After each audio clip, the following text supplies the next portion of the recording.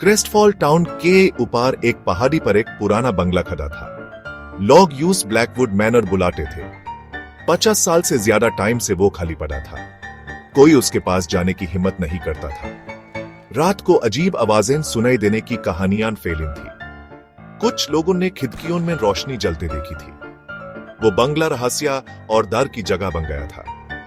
कहते हैं वो पुराना घर श्रपित था। एक अमीर व्यापारी वहां रहता था। वो रहस्यमयी तरीके से गायब हो गया था।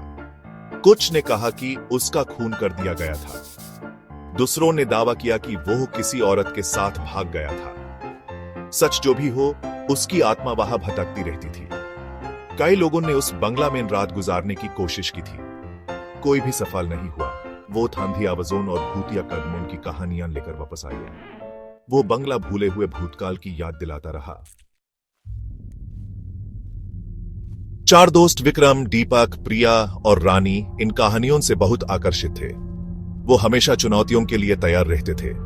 एक दिन विक्रम ने दूसरों को बंगला में रात गुजारने की हिम्मत दी। किसको डर है कुछ भूत से, वो हंसा।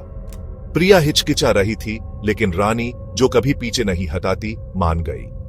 दीपक डर के बावजूद कमजोर नहीं दिखना चाहता था। वो मजबूरी में उनके साथ हो लिया। उन्होंने उसी रात जाने का फैसला किया।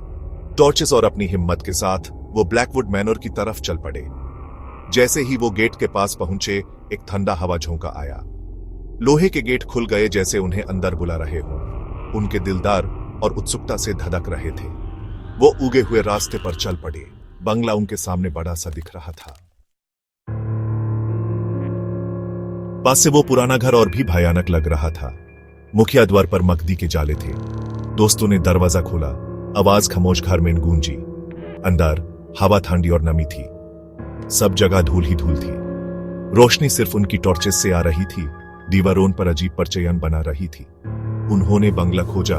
हर कमरा पुरानी शान से भरा हुआ था। लिविंग रूम में एक अंगीठी खाली पड़ी थी। उसकी ठंडी राख पुराने समय की याद दिला रही थी।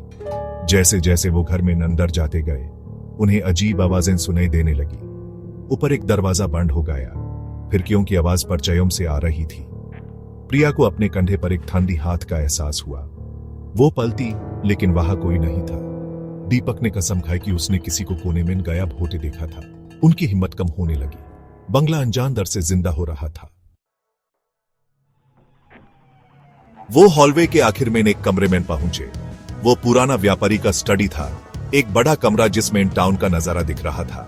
जब वो वहां खड़े थे, एक सेफ्ट धुआं कमरे के बीच में जमा होने लगा।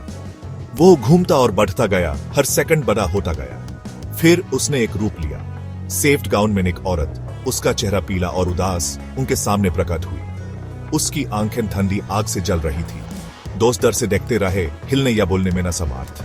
औरत उनकी तरफ बाधी, उसका हाथ आगे बढ़ा हुआ था। रानी के लिए बस इतना ही काफी था। वो चीखी, जादू टूट गया। दोस्त पालते और भाग गए। बंगला से भाग निकले, बचने के लिए बेचैन।